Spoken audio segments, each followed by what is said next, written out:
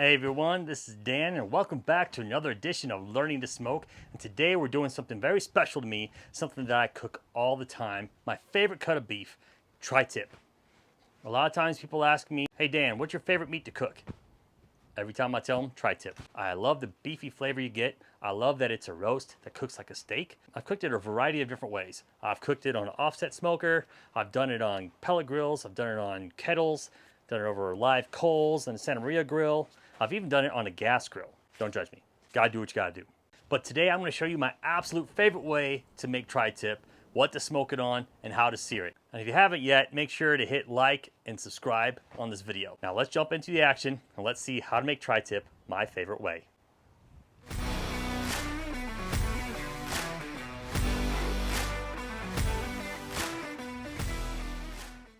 I'm gonna smoke this tri-tip on my drum smoker first off. I'm gonna use the Oklahoma Joe's Bronco Pro, and I've got this cowboy charcoal I'm gonna use. It's lump coal, and rumor has it that only the sexiest people in the world can pull the tab off without using a knife.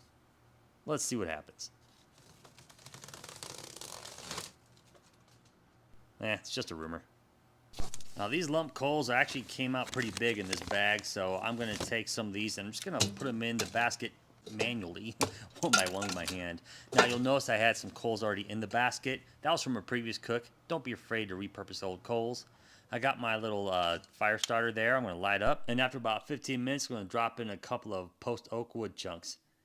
And now on to the tri-tip. The tri-tip comes from the bottom sirloin. It's a triangular cut of beef, and it's kind of shaped like a boomerang. So I'm going to take my boning knife here and hone the blade before I do some trimming. As with any cut of beef, you're looking for some good marbling. For USDA choice, I think I picked a good one here. Now, normally with tri-tip, there's a fat cap. Some places have it, some places don't. Unfortunately, I can't find many places around here where I live that have the fat cap on. If it's on there, please keep it on there. That's more flavor. But since there's no fat cap, it's just silver skin. So now I'm just going to trim off the silver skin by barely getting under the silver skin there and trim that off. You will get just a little bit of meat shaving. The reason that you trim off the silver skin is because it gets a little bit chewy, and you don't want that. Before seasoning, some people like to use mustard or olive oil for a binder. I say no way, Jose. You don't need that. Just use the seasoning, just put it straight on there. The other stuff doesn't really give you much flavor anyway. I'm seasoning with the Santa Maria style seasoning that I'm actually coming out with, so stay tuned for that. But as I season all sides. Even that one edge there, I've got a bunch of seasoning on the board, so to conserve it, I just rub it on the board, and look at that. And now I'm going to put the hook in because I'm hanging this, and I'm going to take it out to the drum smoker. But let's take a second to admire it before it goes off. See ya. Now we put it on the grill. I'm going to put my little stand in there so I can hang the tri-tip. Get that locked in there just fine. And I'm going to hang the tri-tip, as you can see. And just let the smoke do its work. I'm going to close the lid and just let it cook until it gets to a desired temp that I want. So about 50 minutes into the cook, I'm going to check on the tri-tip, and it is looking dynamite. I love that red look it gets from the low smoke I got going there at about 225 degrees. I'm looking for a 120, 125 degree internal temp. And my Thermapen 1 is showing me that I still got a little bit of time to go. So I'm going to let it stay on for about another 10, 15 minutes, close to about an hour of cooking. And then I get the temp that I want, which, like I said, about between 120, 125 degrees. And as I get my grill up to temp for searing, I'm actually going to use some foil. I'm going to wrap this thing up. And I'm going to do that to help preserve the heat and keep it warm, especially while I'm trying to get the drum smoker up to the temperature that I want for searing. Speaking of that drum smoker, here's the tip I like to do. So with this Bronco Pro, I take the coal basket out, using some high temp gloves, of course, to handle that basket. And then I'll put the deflector in. I'll put the coal basket back on top of it, and then I'll put the grates on top. And don't forget to open the vents all the way for maximum airflow. Remember that coal basket that was on the ground? Well, I got to stomp out the hot ashes and do a little dance while I do it. See? For searing, I'm going to use these grill grates that I got. They're actually for an 18-inch grill, but this one's 22 inches, but it doesn't matter. I'll still get the same sear. Using my infrared IR gun to make sure I got searing temps, which are usually 550 degrees. So there we go. Gonna spray some avocado oil. It's a high temp oil that has a high smoke point there. I'm gonna unwrap that tri-tip out of the foil, put it right on the grates, and I'm gonna let it go for about 30, 45 seconds before I do a quarter turn, because I'm trying to get some diamonds on there. Diamonds are those hash marks that you get. See, just like that. And I'll flip it over and do the same thing, about 30, 45 seconds before I do a quarter turn. I'd press it in to help those lines get in there. But look at that. Looks done to me, so I'm going to set it on the cutting board, let it rest for about 10-15 minutes.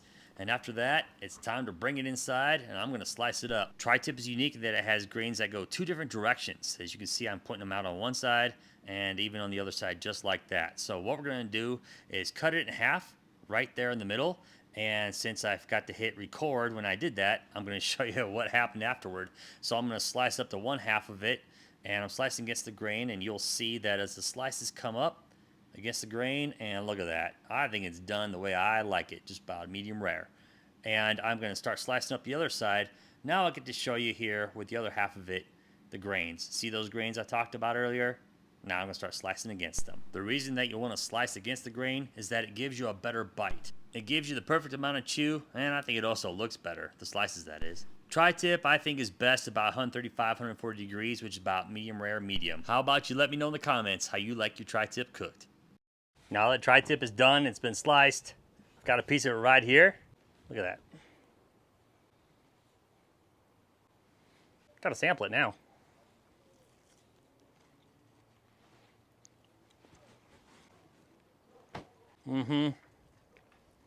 Excuse me while I chew.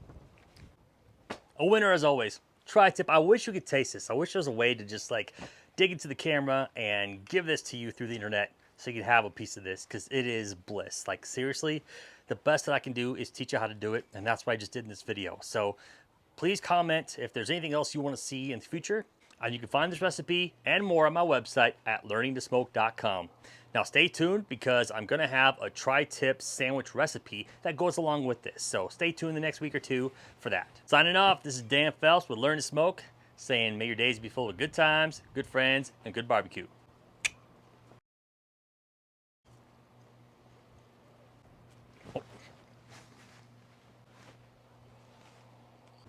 Had to save every bite because I just dropped the piece. I don't want to talk about it. Let's get into the action. You can see how to make this tri-tip. Let's get into the action. Let's see how to... Flies. All right,